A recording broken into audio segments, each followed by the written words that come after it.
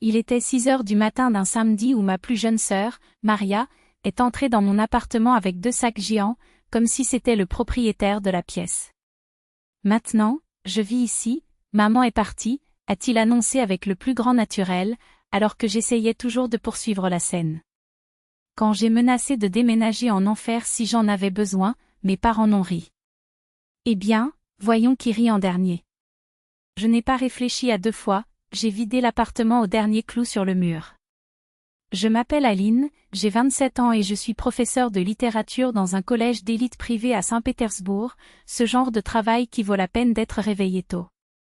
Oui, les adolescents peuvent être insupportables, mais il n'y a pas de mieux que de voir leurs yeux briller alors qu'ils découvrent d'abord Dostoïevski. Il y a 5 ans, juste après avoir obtenu son diplôme, ma mère a fait de moi une proposition que seul un fou refuserait. Tu te souviens de l'appartement de tante Margarida ? Demanda-t-il alors qu'il servait du thé dans la cuisine, faisant référence à cette propriété même qu'elle m'avait laissée héritage.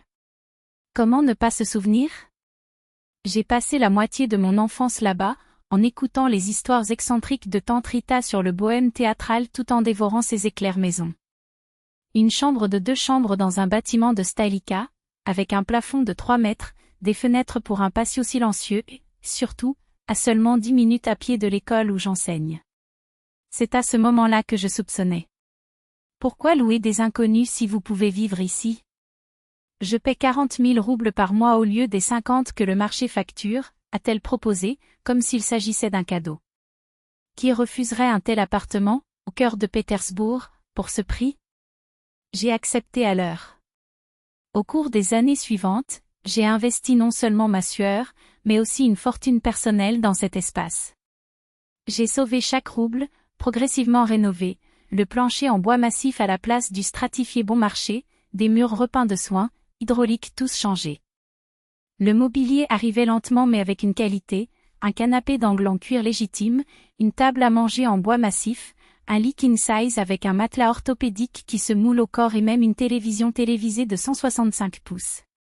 Ma mère est apparue de temps en temps pour inspecter la propriété, comme elle l'a dit, et a toujours impressionné. Vous êtes une fille magique, a-t-il loué, passant sa main à travers le banc de pierre synthétique de la cuisine. Tante Rita aurait été fière. Le seul point hors de la courbe de ma vie parfaite était précisément Marie, ma sœur de 23 ans, qui vivait toujours avec ses parents. Selon ma mère, elle cherchait elle-même, ce qui, dans la pratique, signifiait dormir jusqu'au déjeuner, vivre collée aux réseaux sociaux et refuser strictement de travailler. Non pas que je ne l'aimais pas, sœur est une sœur, mais elle a toujours été une spécialiste dans la création de problèmes. Lorsque la limite de la carte a éclaté, c'est moi qui a payé la dette. Quand je voulais voyager à Justy avec des amis, je jouais le billet. L'année dernière, il a géré jusqu'à ce que je me fasse payer un iPhone 14 Pro, tout le monde a, sauf moi, que j'ai ce 11 ans, a-t-il soutenu. 140 000 roubles, mais son sourire valait chaque copec. Ces derniers temps, cependant, nos déjeuners du dimanche dans la maison de leurs parents avaient été chargés de tension. Maria a continué à se plaindre, il me traite comme un enfant. Dit-il, poussant la salade d'Olivier avec dégoût. J'ai 23 ans, je veux mon indépendance. Ma réponse était sèche, organiser un travail échangé. Mon père a toussé gêné et ma mère a rapidement déménagé du sujet, faisant l'éloge de mon travail à l'école. Ce qui m'a vraiment laissé en alerte, c'est une conversation il y a 2 mois. Maria a encore pleuré pour l'espace personnel, je ne peux pas passer toute ma vie avec mes parents, a-t-il philosophié. Génial. Et quel est le plan ? Comment paierez-vous le loyer sans revenu ? J'ai demandé. Elle haussa les épaules, je trouverai un moyen. Je n'ai pas insisté. Maria a toujours tout laissé pour la dernière minute, et franchement, ce n'étaient pas mes problèmes. J'en avais déjà assez à m'inquiéter, des cours pour les relations publiques. Éparate, écrivant pour corriger, compte à payer. Après ce dîner, j'ai oublié le sujet. Les Lamuria de Marie étaient routinières il y a 1 an. Soit elle a finalement obtenu un emploi, soit parasitiserait toujours ses parents. En attendant, ma vie était sur les rails, réveillée à 6h30, café avec toast, sortir à l'école à 7h15, retourner à mon refuge privé. Le week-end, cuisiner pour la semaine, Une série marathon ou sortie avec des amis. Une bonne vie, équilibrée. L'appartement était devenu ma vraie maison. Chaque objet avait une histoire, la table centrale que j'ai restaurée après l'avoir trouvée dans une friperie, l'étagère de livres de l'époque de l'université à mes romans préférés, la table à manger où il a célébré chaque réalisation avec ses collègues. Ma mère n'a pas caché la fierté. Chaque visite est devenue une séance photo pour les réseaux sociaux. Regardez ce que Aline a fait avec l'appartement de Tante Rita. Beau. C'était gratifiant de savoir qu'elle appréciait mes efforts. Au fil des ans, j'ai dépensé plus d'1 million de roubles pour les rénovations et les meubles, mais chaque centime en valait la peine. C'était mon coin, mon refuge après les jours épuisants avec des drames pour adolescents. Ce samedi, j'ai dormi comme un ange. Le samedi, cela m'a permis de lutter contre le luxe de rester au lit jusqu'à 9 ans, planifiant un week-end paresseux. Mais exactement à 6 heures du matin, un bruit m'a arraché. La porte d'entrée s'ouvrit. Mes yeux s'écarquillèrent, le cœur tirait comme s'il explosait. Quelqu'un était dans mon appartement. J'ai attrapé le téléphone portable, mes mains tremblant alors que j'essayais de décider quoi faire. Appeler la police? Était-ce un vol? Et s'ils étaient armés? Je me suis faufilée dans la porte de la chambre et j'ai regardé dans le couloir. Il y avait Maria, avec 2 énormes sacs, comme si c'était la chose la plus normale au monde. « Qu'est-ce que tu fais ici ?» J'ai crié, la colère remplaçant la peur en quelques secondes. J'ai quitté la salle de pyjama, furieusement. « Maria, tu as perdu la tête ?» Cela m'a presque donné un truc. Elle m'a regardé avec un sourire calme, comme si envahir un appartement à 6 heures du matin avec des bagages était parfaitement acceptable. « Salut, Aline. Désolée de te réveiller. » Désolée? Samedi, 6 heures du matin, sans appel téléphonique, sans frapper à la porte.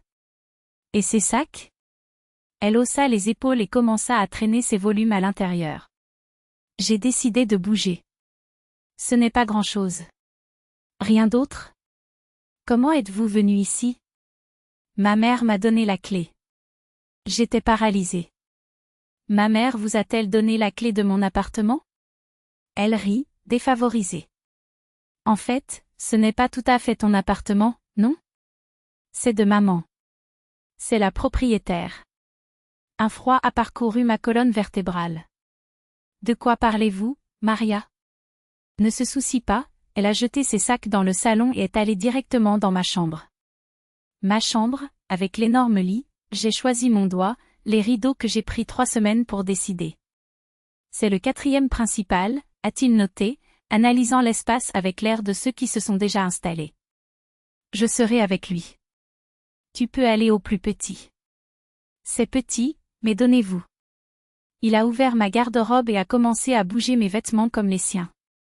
C'était comme un cauchemar que je ne pouvais pas me réveiller. Assez, Maria. Déplace ses mains de mes affaires et m'expliquez-moi ce qui se passe ici. Elle se tourna avec un sourire radieux, comme si elle me donnait le meilleur jour de ma vie. Maman a dit que je pouvais déménager ici. Vous pensez qu'il est temps pour moi de gagner l'indépendance de mes parents? Soyons des compagnons d'appartement. N'est-ce pas génial? Ma tête s'est tournée. Cela devait être une blague. Ou un mauvais rêve que je n'avais pas encore réalisé que c'était un rêve. Ma mère ne pouvait pas simplement jouer Maria ici, sans m'avertir, comme si j'étais un hôte de dernière minute. Avec des doigts tremblants, je suis mort de son numéro. 4 touches avant de participer, sa voix traînait de qui il a été réveillé au milieu d'un sommeil profond. Ah, pourquoi appelez-vous de si tôt? Il est 6 heures du matin d'un samedi. Mère, Maria est arrivée. Ici avec des sacs et dit que vous l'avez autorisée à déménager dans mon appartement. Quelle histoire est-ce? Elle soupira, cette façon condescendante qu'elle a utilisée lorsqu'elle a expliqué quelque chose d'évident à 5 ans. Chérie, Maria doit commencer à vivre seule. Mais pour l'instant, vous ne pouvez pas jouer une place juste pour elle. La solution parfaite est donc qu'elle reste avec vous. À qui parfait pour? Ma voix a échoué avec l'indignation. Mère, c'est ma maison astérisque. Vous ne pouvez pas simplement coller quelqu'un ici sans me consulter. Ce n'est pas chez vous, une saison. C'est mon appartement. Je suis le propriétaire. Les mots m'ont frappé comme une gifle. J'y avais vécu pendant 5 ans. Il avait investi plus d'1 million dans la rénovation, chaque détail choisi avec amour, chaque centime en sueur. Et pourtant, elle l'a joué dans mon visage comme rien. J'ai pris une profonde inspiration, essayant de ne pas exploser. Tout bien. Combien Maria paiera-t-il? Comment allons-nous diviser les factures? Ma mère a ri. Un rire léger, comme si je venais de raconter la blague la plus absurde du monde. Maria ne paiera rien, AS. Qui paiera, c'est toi. Astérisque. C'est absurde. Mon cœur a tiré. Pourquoi devrais-je jouer son séjour si je ne suis même pas d'accord avec ça? Parce que vous avez un emploi stable et un revenu fixe. Maria se rencontre toujours. Je ne croyais pas ce que j'ai entendu. C'était une cruauté déguisée en aide familiale. C'est injuste. La vie ne peut pas être aussi cruelle. Ah, AS? Elle fit une pause dramatique. Au fait, je pensais, il est temps d'ajuster le loyer. À partir du mois prochain, ce sera 80 000. 80? Ma voix s'est cassée. C'est le double de ce que je paie. Les prix du marché ont augmenté. J'ai besoin de m'adapter. 80 000 sont au-dessus du marché de ce quartier. Je peux trouver un endroit meilleur et moins cher. Cela ressemble à une menace. Ta voix était froide. Si vous voulez bouger, votre problème. Ce n'est pas une menace, c'est un fait. Vous savez que c'est abusif. Si vous ne l'aimiez pas, vous pouvez partir. Maria a déjà 2 amis intéressés par l'appartement. Ils paieraient les 80 sans se plaindre. C'était comme frapper l'estomac. Êtes-vous sérieux? Complètement. Sa voix était ferme, implacable. Alors, décidez. J'ai raccroché le téléphone. Mes mains tremblaient tellement que j'ai presque laissé tomber mon téléphone portable. 5 ans. 5 ans de cet endroit étant ma maison, et ma mère était prête à me jeter comme des ordures, juste pour favoriser Maria et ses amis. Elle est apparue à la porte de ce qui était ma chambre, maintenant la sienne. Alors, quand allez-vous emmener vos affaires dans la petite pièce? Je veux m'installer aujourd'hui. Logo. C'était tout ce que je pouvais dire, la voix presque inaudible. J'ai passé le reste du samedi collé au cahier, parcourant Cine et Avito avec une fureur silencieuse. Le cœur battait, un mélange de colère et d'humiliation, mais je me suis forcée à me concentrer. Je n'y resterai pas dans ce cirque. Pendant ce temps, Maria a connecté de la musique forte dans ce qui était ma chambre, riant au téléphone avec ses amis, faisant des plans pour des fêtes qu'elle avait l'intention de donner chez moi. Ma maison. À la fin de la journée, j'ai trouvé 3 options. Tout plus petits, tous plus chers que je n'ai payé avant l'ultimatum de ma mère. Mais il y avait quelque chose que ce lieu n'avait plus, mon respect et ma paix. J'ai fait des visites au lendemain. J'avais besoin de sortir de là dès que possible. Dimanche, je me suis réveillée tôt, même si j'ai à peine dormi. Maria ronqua dans mon lit alors que je me préparais à chasser une nouvelle maison. J'ai fait du café en silence, vérifié les adresses sur mon téléphone portable et je suis partie. La première option était un cauchemar. Les photos du site ont menti de manière flagrante, elles sentaient les cigarettes, le plafond avait des taches d'humidité, les murs semblaient s'effondrer. La seconde était un peu meilleure, mais le prix était astronomique pour cette cabine.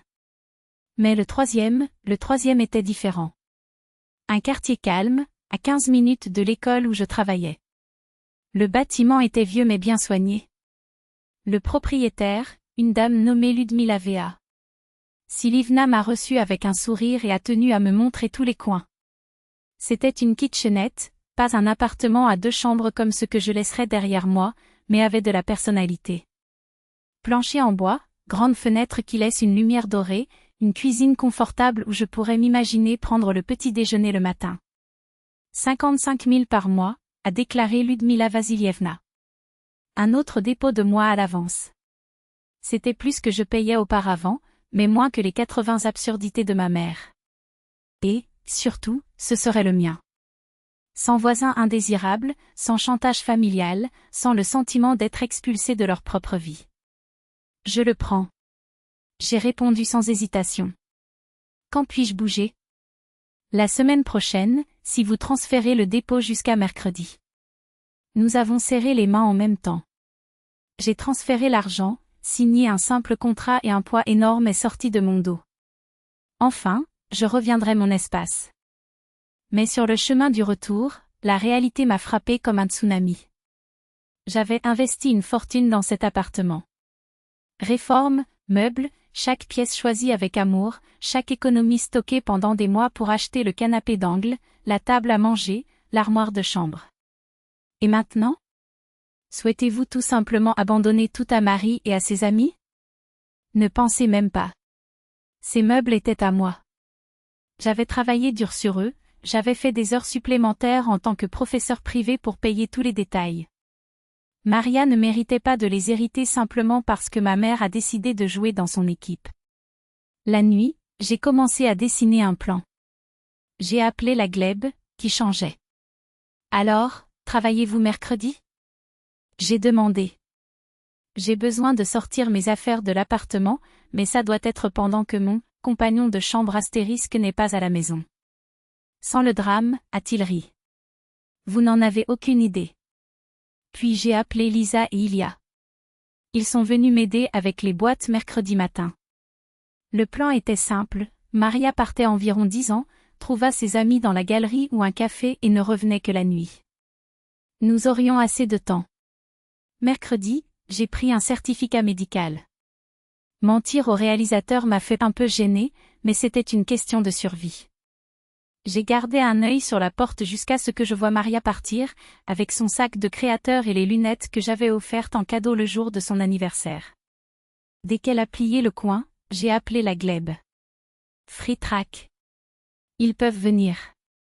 Lisa et Ilia sont arrivés en premier, avec des boîtes et de la bande. Ils ont travaillé comme machine, emballé, étiquetage. Le canapé d'angle, la table à manger avec les chaises, l'ensemble du lit, la table basse, le téléviseur, aux appareils que j'avais achetés pour remplacer l'ancien. Êtes-vous sûr de prendre le grille-pain aussi? Demanda Lisa avec hésitation. Tu ne penses pas un peu, mesquin? Je l'ai acheté. Ma voix n'a pas admis la discussion. Puisse-t-elle se retourner avec la cuisine qu'elle avait auparavant? Je n'ai laissé que les anciens meubles qui appartenaient vraiment à tante Rita, une vieille armoire et une commode qui étaient déjà là quand j'ai déménagé. Le reste était à moi. L'équipe Gleb était efficace. Ils ont tout transporté sur la camionnette en moins de 3 heures. J'ai jeté un dernier coup d'œil à l'appartement, vide de mes effets personnels. Cela avait l'air étrange, même triste, mais je ne l'ai pas manqué. Seul le soulagement. Je suis allée à la nouvelle adresse, où Ludmila Vasilievna m'attendait déjà avec les clés. Bienvenue dans sa nouvelle maison, sourit-elle. Nous avons passé le reste de la journée à courir, en rangeant. Lisa et Ilia devaient aider, nous avons commandé un dado pour le dîner. Lorsque la nuit est tombée, l'endroit ressemblait déjà à une maison. Le canapé de champ est tombé parfaitement dans la pièce. L'ensemble du lit était encore meilleur dans la petite pièce. Cette énergie ici est bonne, a commenté Ilia, étiré sur mon canapé avec une bière. Beaucoup mieux que cette télé-réalité de la famille que vous avez laissée pour compte. Sans aucun doute. J'ai souri pour la première fois depuis des jours. Beaucoup mieux. Comme si je ne m'avais pas vu. N'a pas souri, n'a pas agi, n'a fait aucun geste. Reconnaissance. Il a simplement baissé la tête et a continué à ranger ses chemisiers avec une précision mécanique, comme si j'étais un autre client anonyme passant le couloir. J'y suis restée un instant, la regardant. Les cheveux, auparavant toujours impeccablement droits et brillants, étaient maintenant coincés dans un chignon bâclé. Les ongles, qui présentaient un vernis à ongles et des conceptions coûteux, étaient courts et incolores. L'uniforme du magasin, un t-shirt noir de base et un jean usé, contrastait avec les looks de créateurs qu'elle arborait alors que nous vivons ensemble. Il n'y avait plus cet air de supériorité, cette confiance de qui sait que le monde tourne autour de lui. Au lieu de cela, seule une jeune femme fatiguée, avec des cercles sombres que le maquillage bon marché ne pouvait pas déguiser. Pendant une seconde, j'ai ressenti quelque chose comme une pitié. Pas pour elle, exactement, mais pour cette version naïve de moi qui avait déjà dépensé trop d'énergie à essayer de comprendre, de justifier ou même de sauver quelqu'un qui n'a jamais voulu être sauvé. Quelqu'un qui, au fond, a toujours su que le monde était un buffet gratuit, et que tôt ou tard le compte arriverait. Je me suis tourné le dos et je me suis dirigé vers le dressing. Pas par cruauté, mais parce qu'il n'y avait plus rien à dire. Nos chemins étaient séparés depuis longtemps, et cette réunion occasionnelle n'était pas une invitation à rouvrir les blessures, mais une confirmation que j'avais fait le bon choix. Tout en expérimentant la robe, un modèle élégant et de vin qui a amélioré ma posture verticale et mon sourire tranquille, j'ai pensé à la façon dont la vie a une façon ironique de distribuer des leçons. M'avait tout avec des baisers, la meilleure pièce de la maison, la généreuse allocation, l'acquittement perpétuel de toute responsabilité. Et maintenant elle l'était, se plier à l'éloge pour un salaire minimum, tandis que moi, le mestizo égoïste, selon ma mère, était sur le point de présenter une conversation lors d'une conférence nationale, avec une carrière stable, une maison qui était juste la mienne et une paix que l'argent pouvait acheter. En quittant le magasin, je la dépassais à nouveau. Cette fois, je n'avais pas regardé. Pas par mal, mais parce que certaines histoires ne méritent pas une fin, elles méritent un point final. Et le mien était placé pendant des mois, la nuit où j'ai bloqué ces chiffres et décidé que mon énergie ne serait investie que dans qui le méritait vraiment. Le soleil était serré sur le trottoir, et j'ai pris une profonde inspiration, sentant l'air chaud remplir mes poumons. La vie, après tout, avait un moyen d'équilibrer les choses. Et pour la première fois depuis longtemps, je n'avais pas besoin de faire autre chose que de profiter du mien. La fille derrière le comptoir leva à peine les yeux, un visage qui ne me reconnaissait clairement pas. Il était nerveux parmi les étagères, évitant tout contact visuel. Je suis passé droit, sans un mot. Que dire? Elle avait finalement un emploi. C'était une percée de la dernière fois que je l'ai vue, quand elle est apparue à ma porte avec des sacs, comme si mon espace était un hôtel d'urgence. Peut-être que sa mère a perdu sa patience après que ses amis n'ont pas payé le loyer et l'ont expulsée de l'appartement. Ou peut-être que le flot de dettes qu'elle a créé elle-même a finalement fait réduire la famille. Quoi qu'il en soit, voir Macha travailler pour se soutenir lui-même a été une victoire silencieuse de la justice.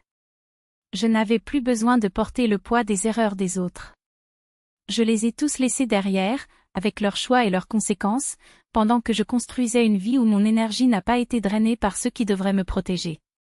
Aujourd'hui, j'ai quelque chose qu'ils ne m'ont jamais donné, la dignité, l'indépendance et une paix qui n'est pas achetée avec des excuses vides.